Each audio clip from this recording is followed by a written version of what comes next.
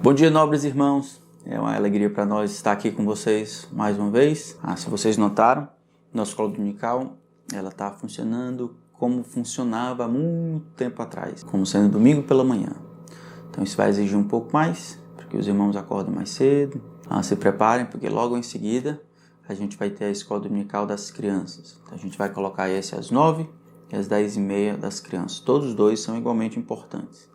Então gostaríamos muito de que os irmãos se beneficiassem dos estudos.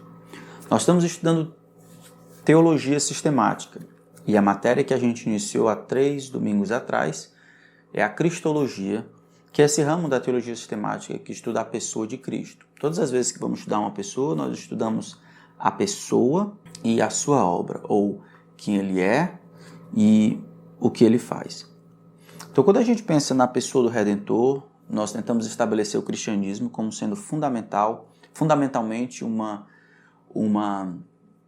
sistema de crença, sendo uma religião revelada, mas que se baseia na pessoa de Jesus Cristo. O Antigo Testamento aponta para Cristo, o Novo Testamento conta a história de Cristo e aquilo que acontecerá depois. Então nós tentamos situar o cristianismo com o seu Cristo. E esse Cristo histórico, nascendo ali em Belém de Judá, crescendo na cidade de Nazaré, nascendo de Maria virgem, sendo filho de José, como se cuidava, e dessa forma herdeiro do trono de Israel, ao mesmo tempo descendente de Maria, cumprindo a profecia de Gênesis capítulo 3, versículo 15. Isso quer dizer que Jesus, ele é o cumprimento das promessas. Deus não havia esquecido, nem esqueceu as coisas que ele havia planejado. Durante a história da igreja, houveram momentos em que, de dentro da igreja, surgiram pessoas pensando coisas diferentes a respeito de Jesus. No centro do embate estavam aqueles que, durante algum tempo, pensavam que Jesus não era de fato tão divino, ou pelo menos não divino na mesma qualidade ou substância do Pai. Ele era divino, ele era um Deus menor, ou a primeira criação de Deus, ou o Filho de Deus. Dessa forma, ele era inferior ontologicamente.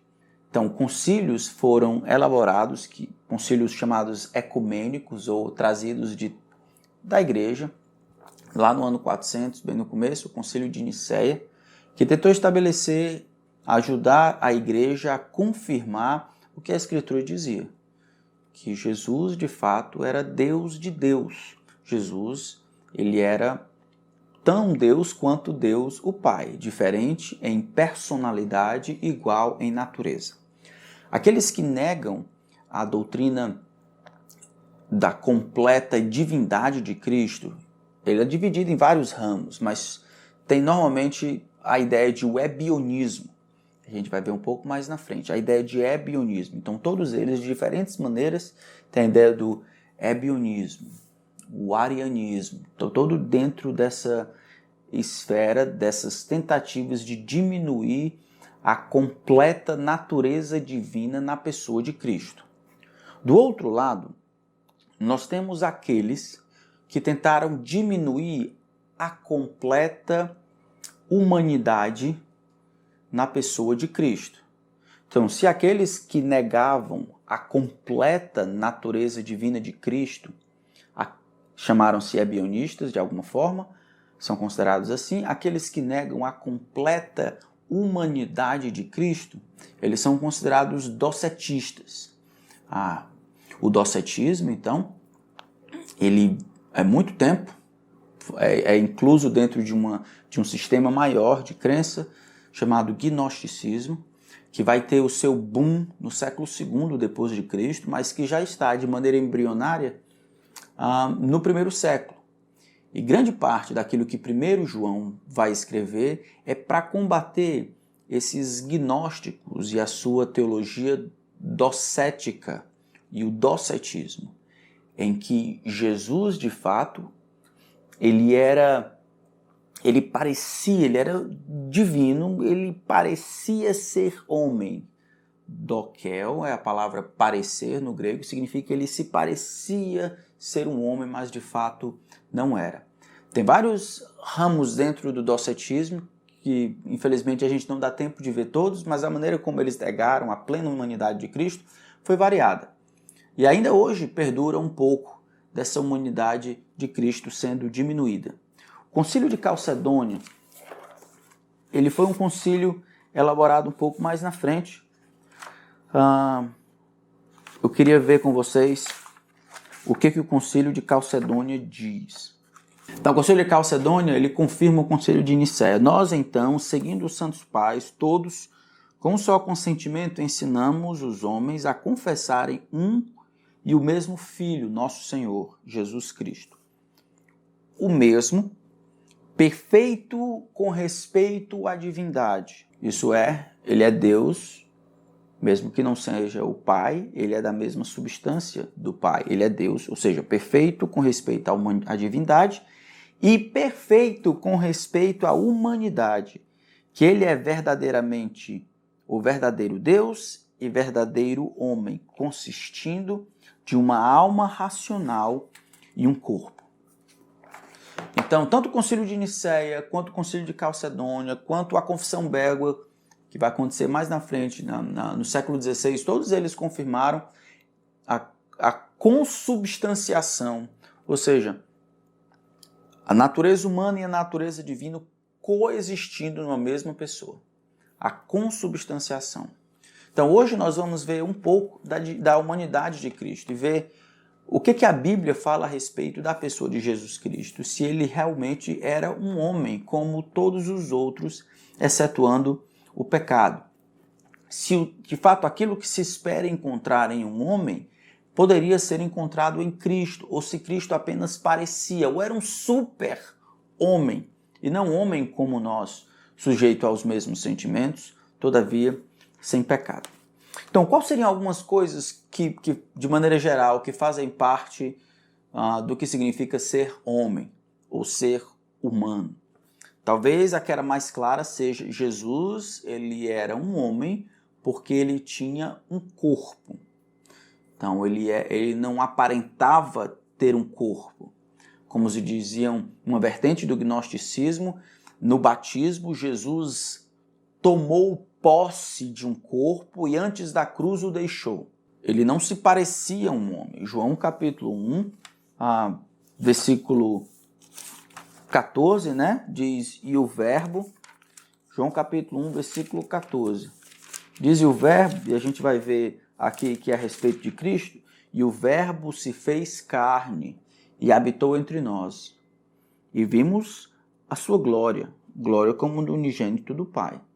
Então, o verbo se fez carne, esta pessoa que existia no princípio com Deus, este ser que existia no princípio com Deus, muito embora partilhando a divindade, ele não era idêntico, ou seja, em pessoalidade ao Pai, ele estava no princípio com Deus, versículo 2. Ele é o Criador de todas as coisas, verso 3 de João 1. Todas as coisas foram feitas por intermédio dele. Sem ele, nada do que existe se fez. Ele é a causa primária de todas as coisas. Então, este ser que existia eternamente, por meio de quem todas as coisas foram criadas, ele habitou entre nós, ele descendeu. E nós sabemos, ele nasceu de uma virgem, ele foi gerado dentro do útero de uma mulher, Maria. De maneira milagrosa, sim, mas ainda assim, um homem. Então ele nasceu como os homens nascem, embora não tenha sido concebido para propósitos divinos, ele foi concebido de maneira milagrosa, para que pudesse ser o ente santo, que pudesse ser um ente santo. Mas ele nasce como os homens nascem, e aqui então ele vai ter um corpo, assim como os homens têm um corpo. A corporalidade de Cristo não é negada em nenhum momento na Escritura. Jesus pode ser tocado, Jesus vai cansar, Jesus vai chorar, Jesus vai demonstrar emoções, Jesus vai estar em um lugar, a indivisibilidade, ele vai estar em apenas um lugar. E isso é parte do que compõe ser um ser humano. Ele tinha um corpo. Em 1 João, no capítulo 1, na verdade, 1 João no capítulo 4. Eu falei para vocês que 1 João foi escrito para ir contra o docetismo, mas 1 João capítulo 4, versículo de 1 a 3, diz assim: Amados, 1 João 4, de 1 a 3, Amados, não deis crédito a qualquer espírito. O que ele quer dizer com isso é que aqueles que pregam pela influência de espíritos, espíritos bons ou espíritos maus, espírito de Deus ou espírito de demônios, dependendo daquilo que ele promove pelo seu ensino. Então, não deis créditos a qualquer espírito. Antes, provai os espíritos, os ensinos, os pregadores. Provai se eles procedem de Deus. Porque muitos falsos profetas têm saído pelo mundo afora. Então, o problema é esse. 1 João 4 vai dizer, vocês têm que ter cuidado, não vai sair dizendo que aquele fulano de tal é de Deus só porque ele coloca Jesus no final da oração. Não, muito cuidado. A razão é que naquela época era um problema, falsos profetas estavam bombando. Falsos profetas, eles vinham e voltavam à torta e à direita, eles apareciam constantemente, eles falavam constantemente a respeito de Deus. O problema de falsos profetas não é um problema novo, é um problema antigo. E João, desde lá, já alerta. Não deis crédito a qualquer espírito. Não presuma que esses espíritos, de fato, vêm de Deus. Por quê? Porque falsos profetas e pregadores da verdade, eles se parecem na superfície. E aí, falando agora no versículo 2, especificamente para o gnosticismo ou o docetismo, que nega a humanidade de Cristo, ele coloca um critério. Nisto reconheceis o Espírito de Deus. Todo espírito que confessa que Jesus Cristo veio em carne é de Deus. E todo espírito que não confessa que Jesus não procede de Deus. Pelo contrário, este é o espírito do anticristo, a respeito do qual tendes ouvido que vem e presentemente já está no mundo. Então, aquele que confessa, declara, crê, ensina, confirma que Jesus Cristo veio em carne, Jesus, o Filho de Deus, este veio em carne, aquele que confessa a historicidade, a corporalidade, que Jesus de fato era um homem, todo esse que confessa assim, ele está então em acordo com o Espírito de Deus, que é isso que o Espírito de Deus tem dito. Aquele que nega a completa humanidade de Cristo, esse é o espírito do anticristo, que vai vir, esta pessoa enigmática no futuro, mas o seu espírito, a sua atitude, a sua influência já paira sobre os homens, quando os homens promulgam algo que não é verdade a respeito de Jesus, de que Jesus de fato era menos do que um homem. Essa é uma coisa que a gente não dá muita atenção, a humanidade de Cristo. A gente prefere dar atenção à divindade de Cristo, nem tanto à humanidade de Cristo. No entanto, na cabeça de João, a humanidade de Cristo é tão importante quanto a sua divindade. Diminuir a humanidade de Cristo vai afetar outras áreas dentro do cristianismo.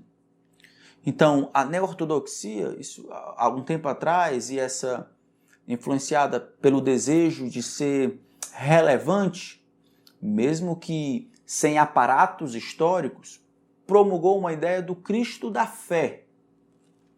Então ele relega a historicidade da vida de Cristo a um lugar menos do que histórico, e ele tenta colocar a humanidade e a divindade como se fosse a elaboração dos seus discípulos. O Cristo da fé é o Cristo que foi compreendido, é o Cristo que foi proclamado, é o Cristo que foi pintado, que foi polido pelos primeiros discípulos e assim dado ao mundo. Não necessariamente o Cristo histórico, o Cristo verdadeiro, o Cristo que de fato apareceu. Essa tentativa de construir uma verdade, mesmo sendo legal, bonitinha, mas diminuindo a historicidade de Cristo, é tentar construir um grande edifício sem alicerce. O cristianismo, diferente dos outros sistemas religiosos, na sua origem, ele tem eventos históricos que são registrados por crentes e descrentes, por judeus e gentios. Então a história antiga atesta que houve um homem chamado Jesus Cristo, um homem. Não, ele não se parecia, ele de fato era um homem. Então Jesus era homem, e a coisa mais básica é porque, como homem, ele tinha um corpo. Isso faz parte, ele era humano como todos os outros seres humanos. A outra coisa é que Jesus, ele tinha uma mente. Então Lucas capítulo 2, esse é um texto que fala sobre a infância de Jesus Cristo, algumas poucas, na verdade. Um dos poucos textos que revelam a infância de Jesus Cristo. Lucas 12, ou melhor, desculpa, Lucas 2. Então Jesus está no templo, eles voltaram, né? E aí, de repente, eles voltaram para casa, deixaram Jesus lá, e aí voltam e encontram Jesus conversando com a turma. Olha o que diz no versículo 2, no capítulo 2, versículo 52. Falando sobre a mente de Cristo. Ele diz assim: e crescia Jesus em sabedoria, estatura e graça diante de Deus e dos homens. Ele crescia em sabedoria. Não importa a maneira como você define sabedoria, sabedoria, de alguma forma, mesmo aqui é do alto, ela se processa, ela se define, ela cresce de alguma forma relacionada com a mente. Maneira como você decide, como interpreta as coisas, a sua predisposição para fazer uma com outra, a sua habilidade de decidir de maneira coesa, sábia, se dá na mente. Sabedoria está ligada, às vezes, com faculdades intelectuais ou faculdades mentais. Mesmo que não seja o nível do conhecimento, mas o como você sabe, tudo se processa aqui. Então, o texto diz que os níveis de sabedoria de Cristo, eles estavam em ascensão. Ele crescia como crescia qualquer homem. Ele crescia em sabedoria, ele crescia em estatura e ele crescia em graça. Essa é a maneira como você pode orar pelos seus filhos, como eu posso orar pelos meus filhos. Eu queria que eles crescessem em sabedoria, estatura e graça. Queria que ele fisiologicamente, cognitivamente, ele crescesse. Queria que ele crescesse fisicamente, queria que ele crescesse em graça ou na sua comunhão e devoção ao Senhor. O cognitivo, o físico e aí o social, no sentido bem peculiar com Deus. Capítulo 2, também de Lucas, versículo 40, diz assim: crescia o menino e se fortalecia, enchendo-se de sabedoria, e a graça de Deus estava com ele. Então, esse versículo antecede o relato onde Jesus é deixado em Jerusalém. O que a gente vê lá?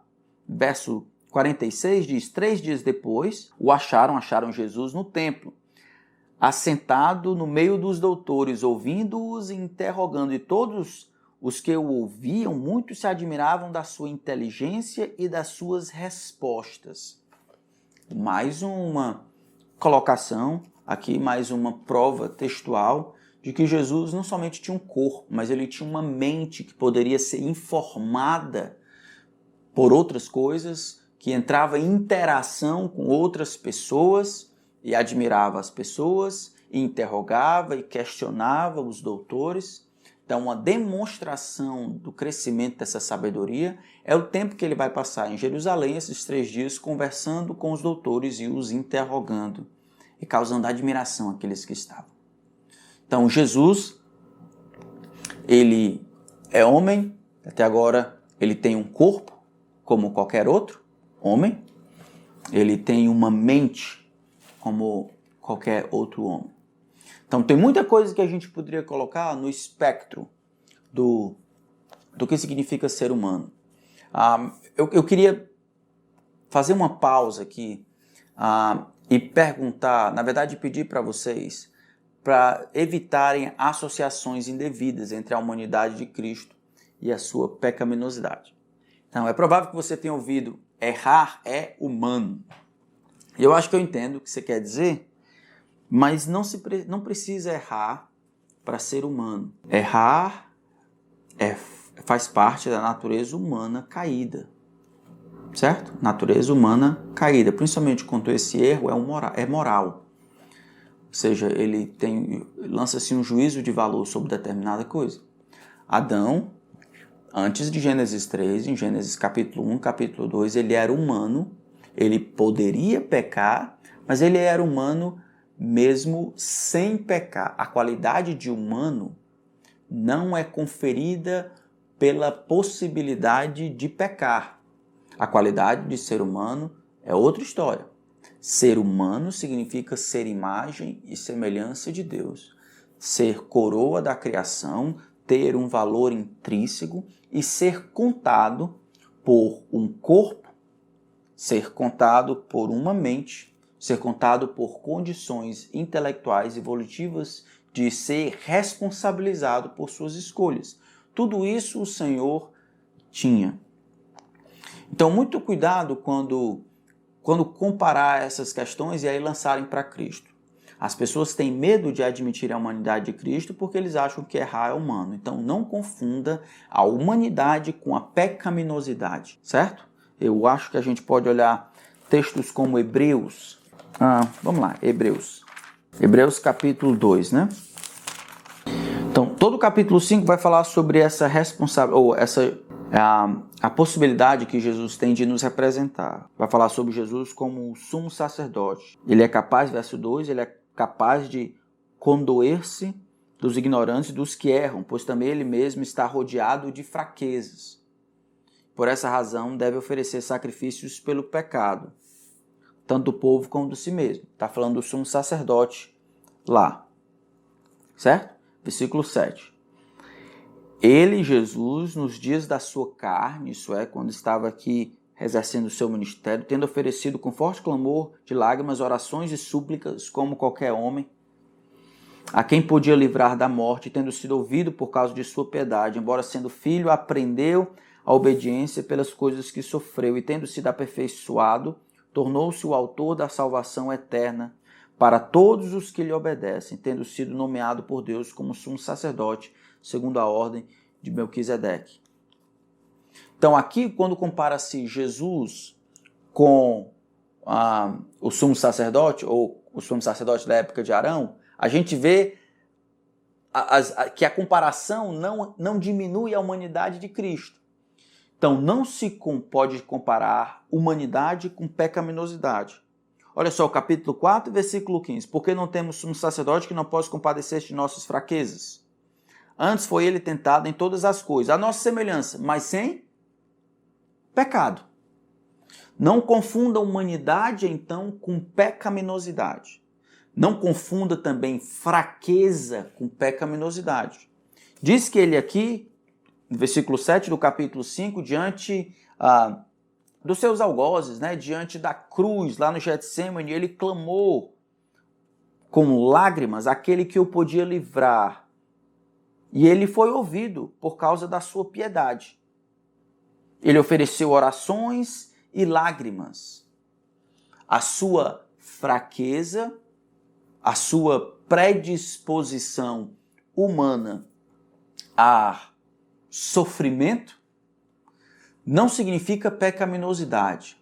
Fraqueza aqui significa não ser capaz de ser impassível, ou ser insensível, ou ser imune a efeitos de fora para dentro.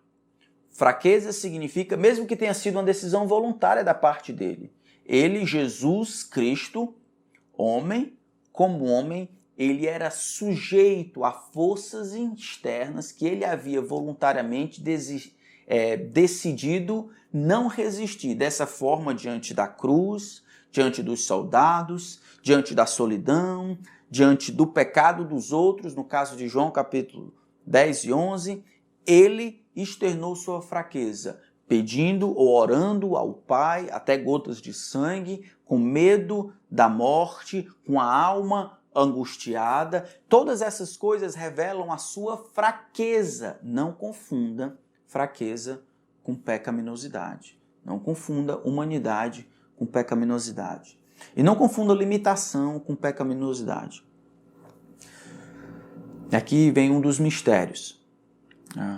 O fato de Jesus ser Deus homem, isso dava a ele a qualidade intrínseca aos seres humanos de ser limitado.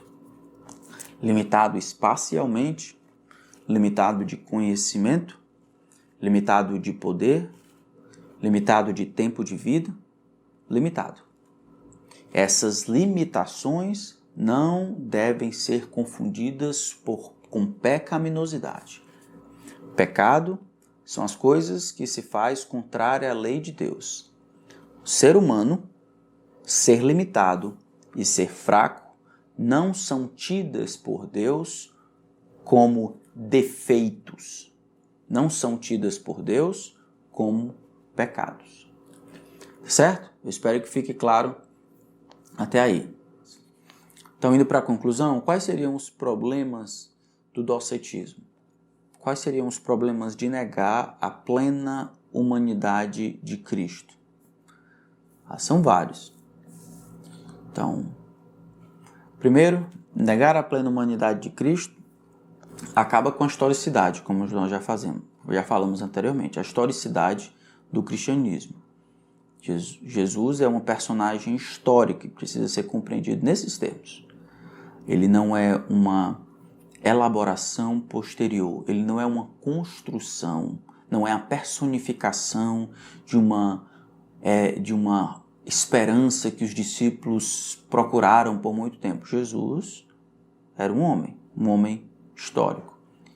Então, acabar com a plena humanidade de Cristo é acabar com a historicidade do cristianismo. E tudo que o cristianismo repousa sobre Cristo e o que ele é. Segunda razão, quando o docetismo elimina a encarnação, ou seja, ele destrói a encarnação, porque não admite a consubstanciação das duas naturezas do Redentor, ou seja, as duas naturezas em uma pessoa. Quando eu diminuo a humanidade e eu elevo a divindade, ou seja, quando eu coloco Jesus como 100% divino, mas 89% humano, eu diminuo a efetividade da encarnação.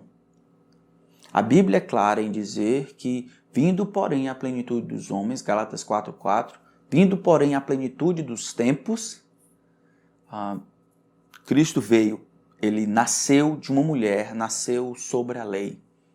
Existe historicidade nisso. Gálatas 1 vai dizer, porque nele habita corporalmente a plenitude da divindade.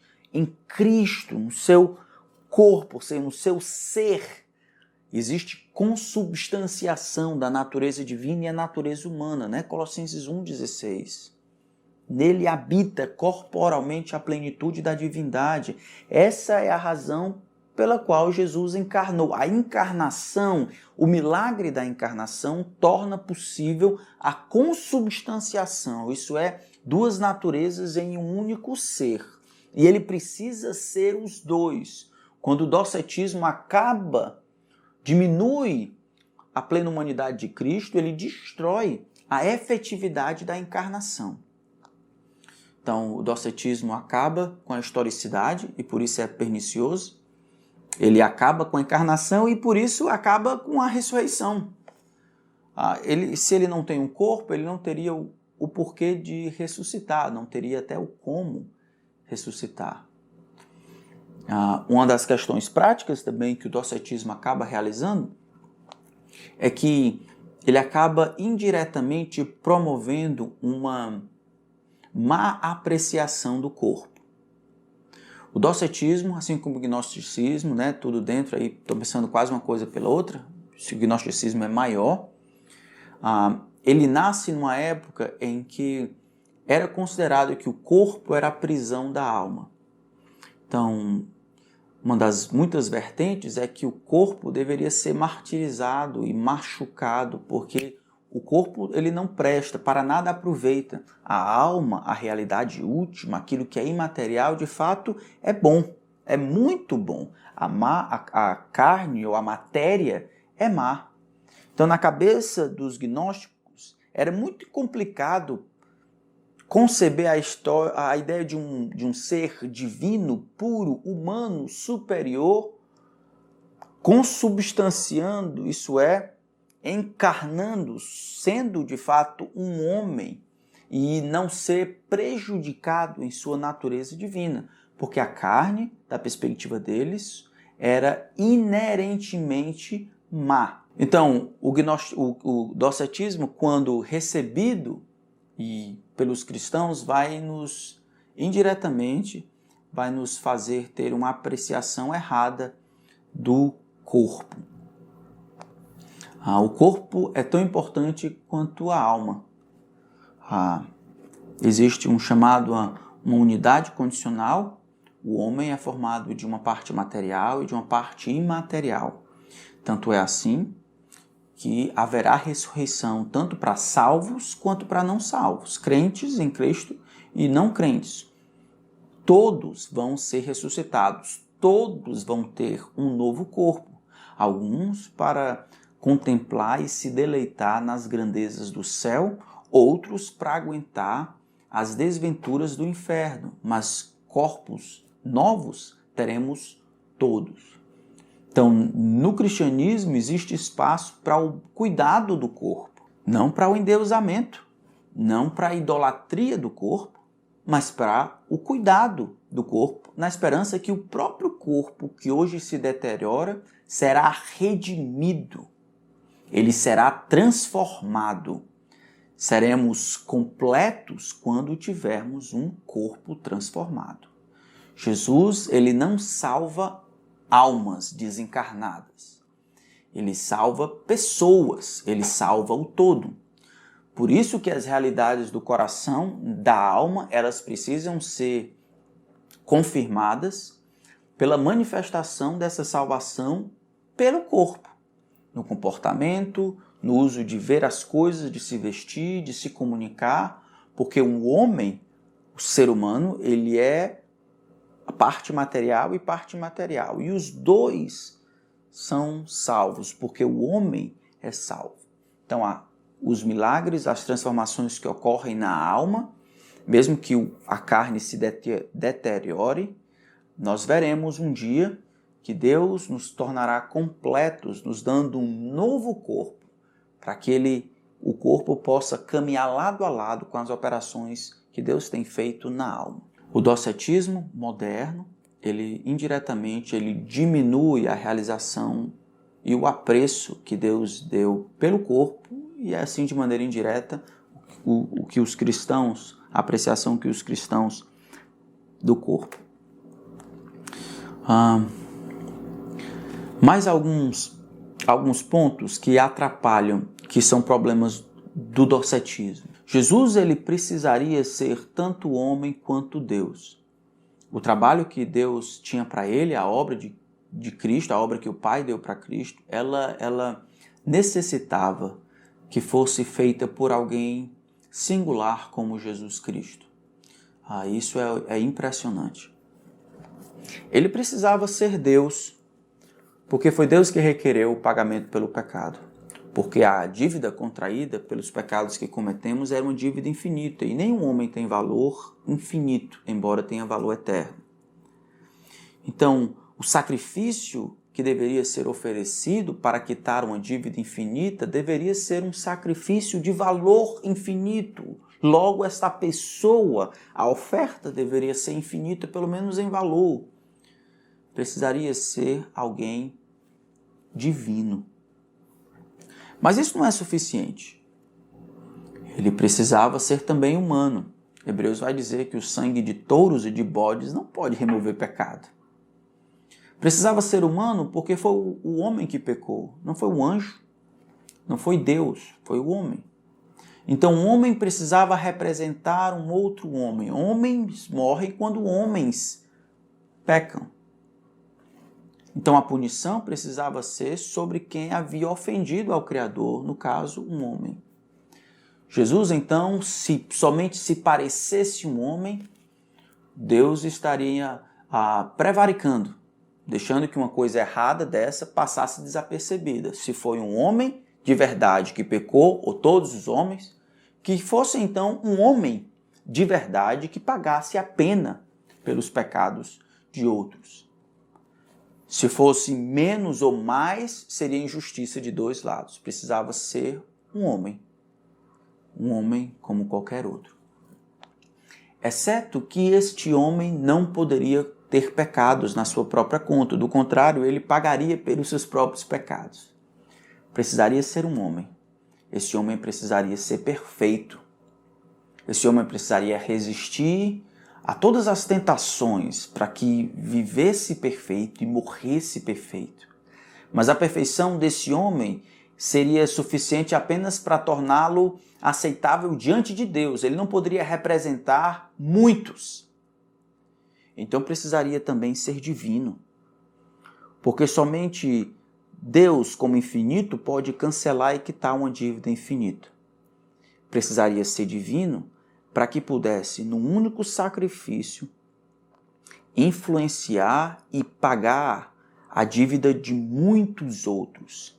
Na infinitude do valor do seu sacrifício, ele conseguiria quitar a dívida de todos os que iriam crer nele. Só existe um ser em toda a história que combina essas duas coisas de maneira perfeita. Jesus Cristo. Jesus de Nazaré. Jesus, o Filho de Maria. Então, nós, neste dia, nós confirmamos, assim como os nossos pais, no passado, de que há um só Deus, um só. E um só mediador entre Deus e os homens, Cristo Jesus, homem, o qual se deu como oferta pelos pecados por nós, para que nós, então, libertos da escravidão do pecado, pudéssemos viver para Ele, com corpo e alma. O plano de Deus, então, quando estudamos sobre a humanidade do Salvador, é olhar Jesus sem dividi-lo. A avaliação que estamos falando aqui da humanidade de Cristo é uma avaliação didática. Jesus, depois de sua encarnação, não poderia mais desfazer o que a encarnação fez. Hoje, ele está à destra do Todo-Poderoso nas alturas, com mãos cravadas, com a marca dos cravos, com pés. Ele está sentado à destra do Todo-Poderoso nas alturas. Se alguém tem alguma dúvida, pergunta para mim, tá bom? Ou durante o chat, durante a lição, vocês podem perguntar. Certo? Qualquer pergunta sobre a humanidade vocês fazem depois. Então a gente se encontra daqui a pouco e aí adoramos ao Senhor junto. Então vamos louvar o Criador, tá bom? E o seu Filho Jesus Cristo. Deixa eu orar por nós. Muito obrigado, Senhor nosso Deus. Louvamos a Ti, louvamos ao Teu Filho Jesus Cristo, porque Ele é o castigo que nos traz a paz. Foi sobre Ele que estava. Porque Ele é o resplendor da glória, a exata expressão do ser do Senhor. Nele subsiste corporalmente toda a plenitude da divindade, porque Ele se fez carne e habitou entre nós. Cheio de graça e de verdade, vimos a sua glória, glória como a do unigênito do Pai. Porque ninguém jamais viu ao Senhor, mas o Senhor de si mesmo, aquele que estava ao teu lado, foi o Senhor quem decidiu manifestar, decidiu comunicar, revelar quem o Senhor era.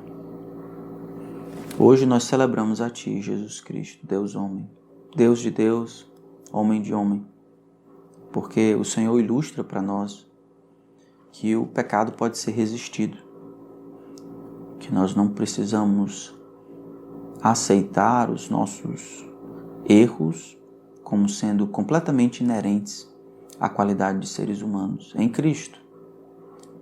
Cristo, nosso sacerdote, nosso sumo sacerdote, nos têm sido doadas todas as coisas que nos conduzem à vida e à piedade.